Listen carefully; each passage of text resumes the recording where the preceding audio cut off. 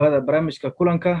maanta waxaan diiradda ku saari doonaa marxaladda kala guurka ee dalku ku jira iyo muddo kordhintii baarlamaanka ka dhacday. barnaamijkana waxaa marti ugu ah ra'iisul wasaarihii hore ee jamhuuriyadda Soomaaliya Dr. Cabdiweli Maxamed Cali Gaas sidoo kale ahna madaxweynihii hore ee maamulka Puntland. mudane marka hore kusoo dhawow barnaamijka kulanka. waa dhawahay adeer waan salaamayaa waxaan idin leeyahay Ramadaan Mubaarak adiga iyo ummadda Soomaaliyeed meel kasta ay joogaanba ilaahay sanadkiisa ha nagu gaarsiiyo nabadgelyo iyo baraare iyo wadanka oo inoo wanaagsanaada insha Allah. aad baa mahadsantahay barnaamijkeena ayaan sii gudagalaynaa bal marka hore ka waran sideed u aragtaa muddo kororsiga baarlamaanka jamhuuriyadda Soomaaliya uu shalay ku dhawaaqay. adeer waxa weeye muddo kororsigaas hadde waa wax aad u xun weeye waa wax wadanka aan isleeyahay khatar hor leh iyo fidno hor leh ayay keenaysaa waa sharci darro waa nidaam darro waxay naaqusinaysaa oo ay daciifinaysaa dimuqraasiyaddii yarayd ee dalka ka dhalatay ilaa waqtigii carta oo aad mooday inuu isbeddel joogta dalku mar walba gelayay dadkuna soo baranay dimuqraasiyadda iyo isdoorashada waxaan ka hadlaynay waxay ahayd hal qof iyo hal cod miyaa la aadaa doorashada bal miyaa la aadaa waxaase ummaddu ay ka hadlaysay meel dheer baa laga yimid marka hadda in loo laabto inqilaab iyo ku darsi iyo waa wax runtii aslaya fidno hor leh oo dalka kusoo korortay wey. maxay tahay baahida keentay iyada oo gogashii doorashada ay fidsan tahay in baarlamaanku ay ku dhawaaqaan muddo kordhin 2 sano ah. adeer horta sideedaba qof walbaaba oo meel jooga xukunka waa uu jecel yahay inuu sii joogo حتى ودمada anagu aan ka yaani aan naqaano oo dimuqraasiyadda sheegta oo 8 sano xataa madaxweynaha loo ogol yahay iyo 2 teeran iyo ka badan iyo 10 sano ay joogaan qaarkoodna aysan balahaynba sida wadamada qaarkood sida Jarman oo kale iyo qofku 15 sano joogo qof walba xukunku waa uu jecel inuu sii joogo laakiin da waxaan rabaa inaad ku joogto si wanaag ah oo ah rabitaanka dadka ah marka waxa keenay waxa weeye waa xukun jacayl iyo in meesha la isku sii dhajiyo oo la sii joogo baarlamaankaanuna de markii horeysay ay ku darsadaan ma oo waxaan xasuustaa 2012 bishii April 3 sano ku darsadeen yiraahdeen waa cusub aan ku darsanay lagama faa'iidin oo yaani ma aysan suurtagelin tanna waxaan aaminsan inaysan suurtagelinin sababtoo waxa weeye haddaan laga hortagin fidnadaas iyo musiibadaas hadda dalka loo horseedayo waxay keeni kartaa qaraarsiyo siyaasadeed oo cusub waxay keeni kartaa wadankii la soo kabkabayo la soo keenay la soo dhaweynayay in la sii kala fogaaday ay keenaysaa kalsooni darra abuurmaysa waxaanay khatar u nahay in dalku uu galaba nidaam cusub iyo dagaal cusub iyo shida cusub ilaahay naga najeeye bil Ramadaan baan ku jirnay ama baryeynaa ma isleedahay muddo kordhintan 2 sano waa ay dhaqan gali kartaa aniga ila ma aha si ku dhaqan galaysaa haddii qofku iska sii joogi karo oo qof walba intuu doono joogi karo dalka de maxaaba de loola dagaalamay dictatoriyadii 12 sano dalka haysatay oo burburka sababtay oo wadankii ku burburay oo laakiin iyo marka hadda aan arko dadka Soomaalida ah waxaan moodaa waxa abuurmay waxa Afrika lagu yiraahdo cancel culture oo ah ama se dabeecadda culture-ka kankarada ah oo ah in aanu buunbuunino waxa khaldan in waxyaabaha hadda مثلا 4 sano u dambaysan lagu soo kordhay weeye in dadka la caayo in la qurmiyo body politic wax la yiraahdo oo yani nidaamka dawliga siyaasiga la qurmiyo oo dadka yani culture-ka xataa laga xumeeyo arkayso bulshadii Soomaaliyeed meel kasta ay joogeenba oo islaamiyii oo YouTube tagan oo caytamaya maxaa la yiraahdaa dadka la corrupt gareeyo lacag inta lagu corrupt gareeyo la yiraahdo caaya mataqaana barnaamijka dadka ka cay waxaasoo dhan waxa weeye waxay ka hor imanaysaa dimuqraasiyadda waxay qurminaysaa nidaamka dawliga ah ee qurminaysaa marka de waxay soo kordhinaysaa ma jirto waxa weeye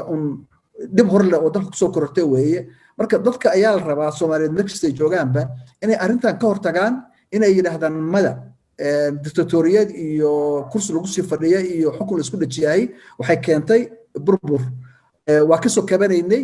wali kama aanan bixin tiiheeda waa wali nahaya inaanu marka haddana mid kale la ogolaado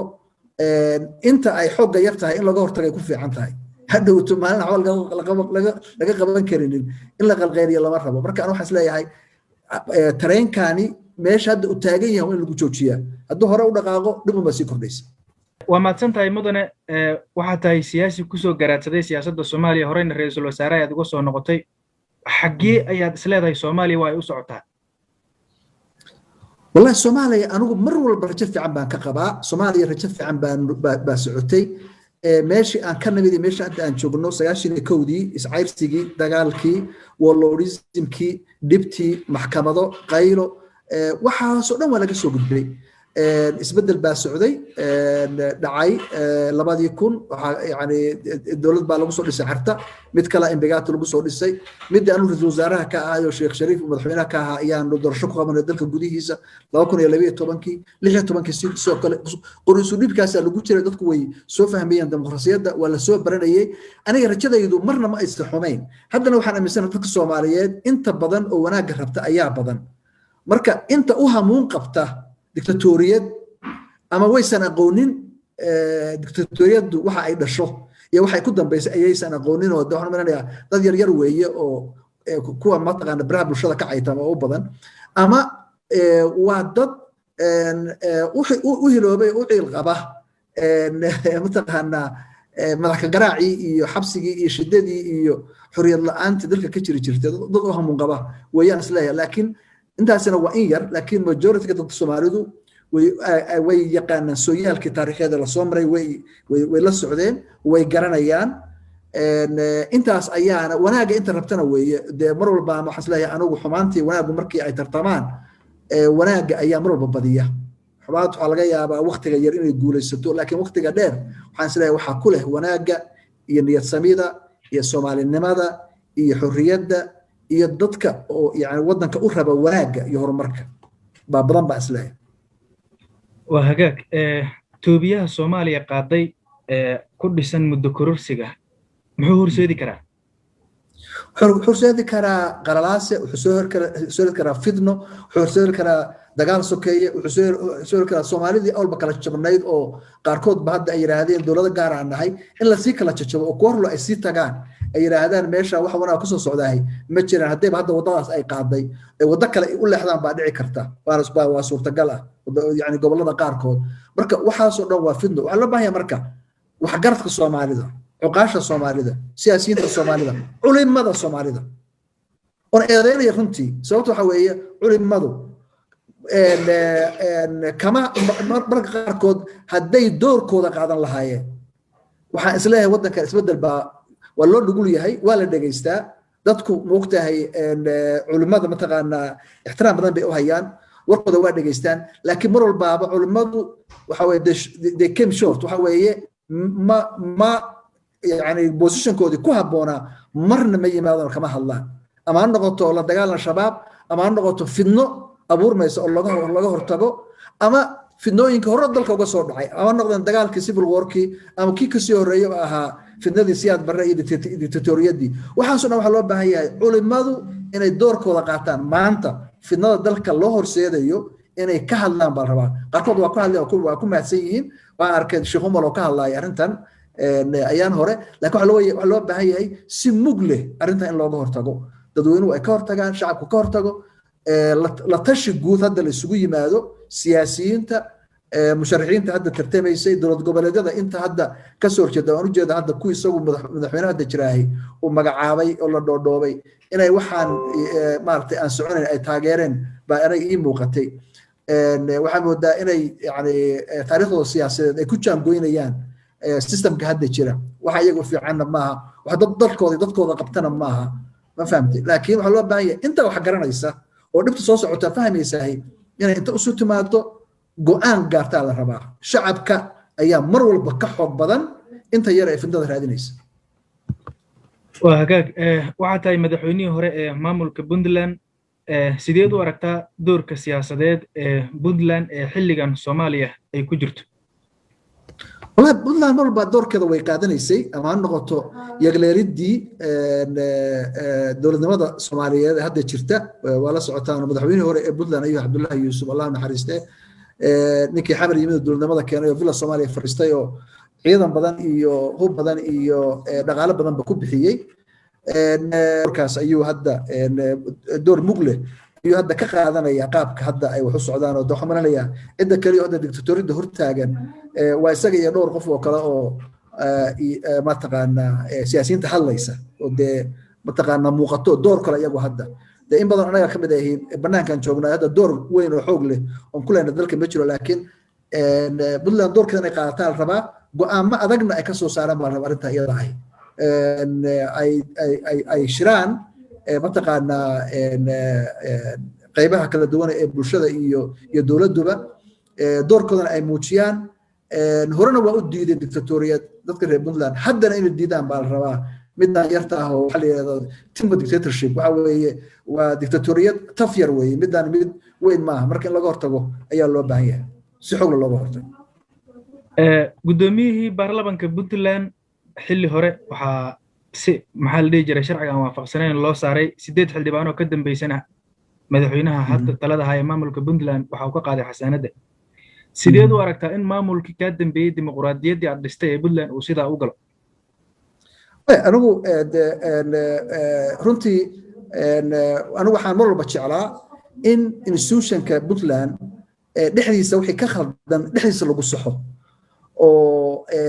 aan ama xoog la adeegsan ama aan la adeegsanin waxa la yiraahdo waxa la yiraahdaa wax qeyr dastuur oo dastuur ka hor imaanaya marka anigu mar walba waxaa la jiraa dastuurka in lagu dhaqmo dastuurka in la raaco wixii khaldanna dastuurka lagu saxo ayaan aaminsanahay wixii ka khaldanna marka kulay haday jiraan madaxweynaha hadda jooga Cabdullaahi Dani de si anu si public hadda uu sheegay ma wixii khaldan si private ah oo wali qofka moogta maslaxada marka qofka uu sheegayso waxa fiican si adarto inuu qaato dikla waxay noqonaysaa critique bay noqonaysaa in yani loogu sheego sida saxda ah oo dariiqa saxda loo mariyaa wanaagsan madaxweynaha adiga xilka kaaga dambeeyay Saciid Cabdullaahi Dani shacabka reer Puntland waxay ku dhaliileen inuu yahay nin kaligii taliye ah ma kuula muuqdo adiga ma isleedahay Saciid Dani waa kaligii taliye mada aniga ilama muuqato Saciidina waxaan arkaynaa inuu dictator yahay marka 4 sano inta ka dhamaa 5 sano ay dhamaato uu yiraahdo isna 5 sano kala ku darsaday ama 2 sano ku darsaday markaas aanu oranaynaa waa dictator aan ogolayn dimuqraasiyad waxaan aaminsanahay dabcan fiiri marka qaarkood waxa imaanaysa go'aamo adag inaad qaadato oo dadka qaarkood marka qaarkood ay u arki karaan inay ay adag yihiin laakiin xukunka dawligaaba ahba marka qaarkood inaad go'aamo adag oo dadku marka ay u arkayaan inay adag yihiin inaad qaadato marka waan jeclaan lahaa in dawladda ka jirta Puntland mar walba dadka in loo dhimriyo in dimuqraasiyadda la ilaaliyo in dastuurka la ilaaliyo in lagu dhaqmo dastuurka in dadka la baro dimuqraasiyadda aan laga hor istaagin shacabku inay cabiraan fikirkooda intaas oo dhan baan ugu taageersanahay runtii Cabdullaahi haddii aynu soo laabano dhanka federaalka beesha caalamka hore waxay uga digtay muddo kororsiga baarlamaanka Soomaaliya oo qorsheynayay in muddo uu ku dhawaaqay shalay maxaa ka dhalan kara go'aamo nuuci ayaa la dhigi karaa way qaadan kartaa beesha caalamka horta hal aan ogaano oo beesha caalamku Soomaaliya mar walbaaba geedi socodkeedii nabadeed iyo taariikheed iyo isbedelkii siyaasiga ah mar walba dhalanayay waa ay la socdeen waa ay qayb ka ahaayeen haddana qayb ka yihiin Soomaaliya waligeed kama bixin chapter 7kii UN-ka wali ku jirna wadanku dabcan wadan sovereign ah oo madax bannaan oo calan leh oo dawlad la weeye laakiin haddana kuma filla wadan amnigiisa ku filan maaha dad amniga ku filayna dabcan waxa khatar ba imaan karta in amni xumadaadu ay ku keento dalal kale iyo caalamka intiisa kalaba marka in la ilaaliyo mar walba wadankan oo la korjeegteeyo waa muhiim inta dawladdu ay noqonayso cageeda ku istaagayso ay dalka la xoreynayo wadanku noqonayo wadan isagu dawladdu ay meel walba ay xukunto dawladda joogtaa xamar xataa in badan oo ka mid ah xukumin baa laga yaabaa marka beesha caalamku door bay leedahay doorkeedana way qaadan doontaa sida aniga ila tahay waxaa laga yaabaa dadka Soomaalidu time frame-ka waqtiga ay ku shaqeeyaan iyo waqtiga ajnabiga ku shaqeeyo isma laha marka waxaa laga yaabaa inay ayagu ay tartiib ma garatay ay u siinayaan waano iyo tusaalayn haddii marka laga caali waayo markaa go'aamada ay qaadanayaan maamaha ingiriisa waxay tiraahdaa why will you use poison when you can kill with honey haddii aad yani malab wax ku dili karto maxaad sun isticmaalaysaa marka ayagu badanaaba dilkooda iyo dhibtoodu waxay ku timaadaa malabsiina kuma timaado sun marka waxaa laga yaabaa marka inay la sugayaan waqtiga yani ay tahay inay dhulka ku dhuftaan wana ku dhufan doonaan haddii wadanku qalaalsuu sii kordho dhibtuna sii kororto la arkana wadankana inuu kala tegayo dhibna imaanayso adduunkuna khatar ku yahay marka tallaabo noocay qaadi karaan markaas ma ku meel gaar in lagu celiyay noqonaysaa mise in weli Soomaalida la isugu yeero teendadii xalana marka la looga yeeray noqonaysaa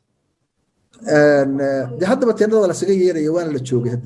teendada miyaa maqray teendada weli way taaganta meeshada way weli taallaa laakiin waxaan aaminsanahay in laga baaqsan karay waxaan aaminsanahay in la heshiin karay waxaan aaminsanahay in madaxdu dalka ka jirtahay hadday caqligooda isticmaalaan inaan ajnabi loo baahan runtii waana ceeb wallahi wax laga yaqadsado weeye in la yidhaahdo gaalay kaale noo garnaqa oo mar walba nagu dhex jira oo annaga noo kala dabqaada annaga Soomaaliland aan isfahmi laanahay waa dhib jirta weeye laakiin waxaan rajaynayaa insha allahu in laga baaqsado dhib badan inta hadda go'aamadan khaldan oo masiiriga qaadatayna waxaan rajaynayaa in caqligu kusoo dego oo ay dib isula laabtaan ay ogaadaan go'aamadoodu inaysan ama dhibta ay geystaan inaysan iyaga ku koobnaanaynin dalka dhan ay saameynayso dhib badan oo dalka u keenaysa marka in laga baaqsado arrinta iyada ah miiska hadalka lagu laabto doorasho la aado si degdeg ah la isu dabco la isu tanaasulo tanaasulku dhan kale ka imaan maye laba dhinac inuu ka yimaadaa la rabaa dabcu hal dhinac ka imaan maye laba dhinac inuu ka yimaadaa la rabaa waxaa loo baahan yahay marka waa anagoon isyeelyeelin baa la yidhi in aanu inta miiska la fariisto waxaa la isku hayaa wax badan maa sida noola sheegaye inta la xaliyo doorasho la aado laakiin ku darsi iyo haddii 2 sano dhamaata maxaa diidaya haddana 2 sano kale lagu darsado oo 2 sano dambe lagu sii darsado marka waxaas wax sax maaha dariiq sax oo la aadayna maaha khatar buuna keenaya laga joogsana laga leexmaan leeyahay okay haddii ay hirgasho muddo kordhintan 2 sano ee madaxweynaha jamhuuriyadda uu saxiixo Puntland iyo Jubbaland ay dawladda ma aqoonsanin dhahan Puntland ma aqbalayso Jubbaland ma aqbalayso Soomaali badanna ma aqbalayso dadka Muqdisho laftigooda ma aqbalayaan xataa kuwan yiri hadda madaxweynayaasha saddexda ah oo yiri waa taageerna go'aankaasi dadkooda in Israa'iil ka baan ognahay waa aysan rabin arrinta iyada ahi yani predominant majority gooda in Israa'iil ka baan ognahay wadaasna wada sax aysan ahayn dadku dimuqraasiyad bay rabaan dadku horumar bay rabaan dadku waxay rabaan wadanka iyo tii hay dhibta haysata in laga gudbaan rabaa laakiin hadda yani dagaal hor leh iyo shiddo hor leh iyo isqabsi siyaasadeed hor leh iyo mataqaana mid ku taag hor leh waxay la tahay wax loo baahan runtii ma aysan ahayn waxayna runtii xumeynaysaa legacy-ga madaxweynaha hadda jira Cabdullaahi Farmaajo ayay dib weyn u geysanaysaa runtii arrintan iyada ah wax isaga u wanaagsanna ma ahayn wax leegna ma ahayn wax ku habboonaana ma ahayn inuu sameeyo anuu saan isleeyahay weeye cidda kula talisayna kulle tala fiican ma aysan siinin waanse ka xumahay baarlamaanka oo la rabay hay-addii ay ahayd in ay korjoogtayso dalka hay-addii dadka shacabka matalaysay hay-addii la rabay wixii khalad oo ka yimaada oo dastuuri oo ka yimaada dhanka maxaa la yidhahdaa fulinta ama executive branch of the government ayaa waxaa la rabay inay ayadii hadda ay noqotay waxaa la yidhaahdo balag ka lolata dowladdii laftigeeda hadda dowladda yani sharci darrada samaynaysa exceptionka samaynaysa balag ka lolata inay noqotay waa wax aad looga xumaada wey waana ka xunnahay marka ilaahay maadaama ku jirnaaye fidlada hanaga leexiyo wadankana khayr iyo barwaaqo ayaan u rajeynaya insha allah gabagabadii barnaamijkeena ayaan soo gaarnay waxaad tahay ra'iisul wasaarihii hore jamhuuriyadda Soomaaliya waxaad Soomaaliya soo hogaamisay xilli kala guura qaab noocee ayaad kula talin lahayd in kala guurkan madaxweynaha jamhuuriyadda iyo ra'iisul wasaarihiisa cusub ay u maareeyaan walaal horta haddii wax in la qabto waa la qaban karaa anagu dowladdaydii badbaado qaran waxaan haysanaa 1 sano ayaa dalka inta hadda jirta lagu xoreeyey baydhabo markaan joognaa la xoreeyey jowhar markaan joognaa la xoreeyey balcad markaan joognaa la xoreeyey kismaayo markaan joognaa la xoreeyey waxaan ka hadlaya beledweyne sidoo kale waataan socdaalka ku tegayey dastuurka hadda jiro oo maanta 8 sano qabyada ahi markaasaanu 5 bilood February laga bilaabo ilaa August ayaanu ku dhamaystiray haddii marka shaqooyin mucayyana waqti mucayyana road map la sameeyo wax badan ayaa laga baaqsan karay dastuurka la dhammaystiri karay waddankaas si wanaagsan loo xoreyn karay xoogan loo isticmaalayay ciidamadan harabcad iyo shabeel iyo dhurwaa lagu hayo oo dadka lagu cabsiinayo yani shabaabka jooga afgooye iyo kuwa jooga balcad oo jidka aan la mari karin waa la dhisi layahay waddadii qadar ku deeqday oo jowhar aadaysay waxaa loo dhisi layahay shabaab daraadiis tanna in badan bay dhib ay ka geysteen cadowgan marka afgooye jooga iyo ceelasha biyaha iyo xamar gudaheeda ciidanka maa lagu xoreeyo dalka inta loo isticmaalayo dimuqraasiyaddii in lagu waxyeeleeyo lagu kufsado inta loo isticmaalayo ma loo isticmaalo waddanka lagu xoreeyo marka wax badan bay qaban kareen haddii ay ilaahayna tala saartaan dadaalna la yimaadaan qorshe siyaasadeed oo ay fulinayaanna ay samaystaan roadmap ay ku shaqeeyaan ay samaystaan waa samayn kareen anigu taasaan ku tarin lahaa laakiin looma jeedo dhankaasaan u marinaya aad baa u mahadsan tahay dad badan oo madaxweyne farmaajo dhaliila waxay ku dhaliilaan inuu yahay nin keligii taliye ah ma is leedahay adiga cabdiweli gaas ahaan farmaajo waa keligii taliye wallahi anu farmaajo kii anu aan aqaanay oo shakhsiyadda aan aqaanay iyo shakhsiyadda hadda muuqata iyo go'aamada la qaadanayo waa la waxa aad u kala duwan runtii ama waxba igaga dambeeyey isaga ama waa laga dhex hadlayaa oo cid kale iyo ajenda kale isagu uusan shaqo ku lahayn ayaa la marsanayaa sida aniga ii muuqata laakiin anigu dhaqan ah dictatornimo iyo xumaan iyo qalbi xumo iyo cadaadis qaab noocaasa shakhsiyad ku sifoobi karta anigu kuma aqoonin laakiin hadda sida muuqata waxaan isleeyahay ama aanan aqoonin oo qof khaldan baan aqaanay ama waxaan isleeyahay cid kale ayaa ka dhex hadlaysa oo ku shaqaynaysa isleeyahay labada sifana midna ma wanaagsan runtii ugu dambeyntii maxaa fariin aad u diri lahayd bulshada Soomaaliyeed ee ku daawanaysa kow waxaan u dirayaa waxa weeye ilaahay bisha Ramadaan ha nagu gudbiyo dhib la'aan waanan waxaan leeyahay Ramadaan mubaarak dhamaantood meel kasta ay joogaan midda labaad waxaan leeyahay dadku xumaantu waxaa la yiraahdaa xun dhibta iyo xumaanta hadday ay yar tahayna waa la baabi'iyaa haddii badan tahayna waa la yareeyaa waxaan isleeyahay go'aamada hadda la qaatay baarlamaanku qaatay waa dhib yar oo soo korortay meesha hadda ay joogto inaan ku joojinaa la rabaa ka hor nimaadno meel kasta oo la joogo in laga hor yimaado oo lagu joojiyaa la rabaa baarlamaan ku darsanaya isagu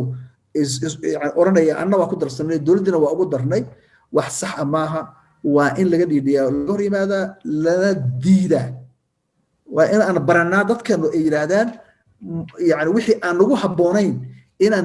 diidi karno waa inaan tusnaa laakiin tan haddii hadda gudubto ayna marto haddee in badanoo kalena waana la marsanaya insha allahu laakiin waxaan isleeyahay waa in laga hortagaa aniga taladaydu taa weeye inta dhibtu yar tahay dictatoriyaddu intaysan xoogaysan in laga hor yimaado wey aad baa u mahadsan tahay adaan mudan adeer intaas ayaan kusoo gabagabeynaynaa barnaamijkeennii kulanka barnaamijkana waxaa marti igu ahaa ra'iisul wasaarihii hore ee jamhuuriyadda Soomaaliya Dr. Cabdiweli Maxamed Cali Gaas waxaan idinla socodsiin anigoo Cali Xildon tan intaan barnaamijkan mid lamid dib u kulmi doono sidaa ay nabadgelyo